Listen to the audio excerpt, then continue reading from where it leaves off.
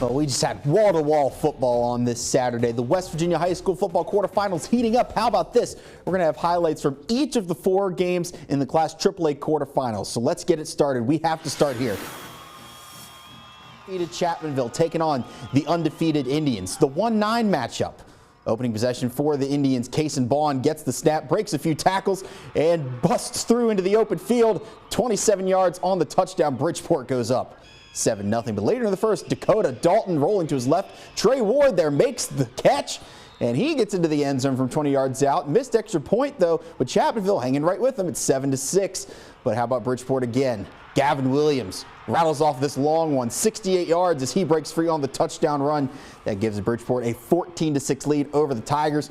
But at the end of the first quarter, they're still fighting. Benji Adkins wide open for Chapmanville over the middle of the field. And how about this? David over Goliath, ladies and gentlemen. Chapmanville ends Bridgeport's 25-game winning streak. They take down the Indians 33-27. They are on to the semifinals. Wow, what an upset that one is. Let's keep going.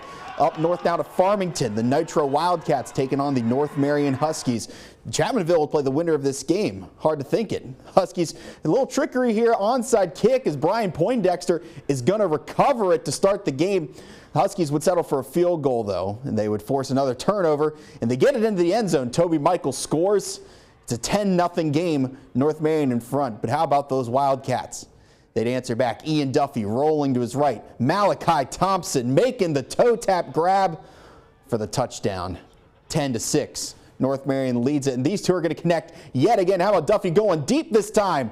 Thompson behind the defense. He's going to WVU, and he's going out with a win at North Marion. Nitro off to the semifinals. They take down North Marion 57-38. They will host Chapmanville,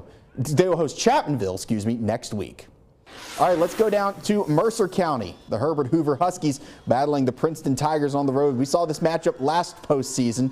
Princeton will go up 7-0, but the Huskies respond. Peyton Grigsby rolls right, fires to Blake Fisher, and he gets into the end zone there, tying the game up at 7. But the Tigers respond. Barker hands to Jake Belcher. He's going to push his way into the end zone. Strength there for the touchdown, 14-7 Princeton. Tigers get the ball again. Look at this deep pass from Chance Barker. There's Brad Mosser reaching out, laying out for the grab. What a player he is. And he'd get paid as well on the handoff. He scores at Princeton. Still out in front. Hoover just trying to make this a game here. Grigsby, the roll to his right again. He's going to fire towards the end zone. There's Lance Williams making the play.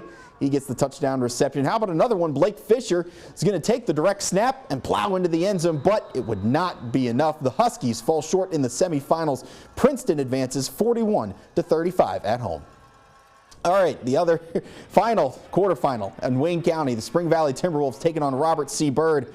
4th and goal for the Eagles. Christopher Smith Jr. takes the snap, and he's going to be stuffed by the Wolves. That's a turnover on down. Spring Valley starting to move the ball even through the air in these muddy conditions. How about Caden Lovejoy lobs this one up for Day-Day Page, who bobbles it and brings it down. A triple coverage that was thrown up for grabs, and he still makes the play. The Wolves cash in. They hand it off to the big man, Zeke Lewis, bouncing off tacklers, and he backs his way into the end zone for the 11-yard touchdown. Wolves go up 7-0. How about the Wolves getting it down into the red zone again? How about Lewis? They just keep giving it to him. The bell cow fights his way in for 6. It's 14-0 Spring Valley. And then with 4 seconds left to go in the half, Lovejoy finds Cannon Dillon laying out. Does he make the grab? The ref says yes. Touchdown Spring Valley. It's 21-0 at halftime. They hit the road to battle Princeton next week. They defeat Robert C. Byrd at home 28-0.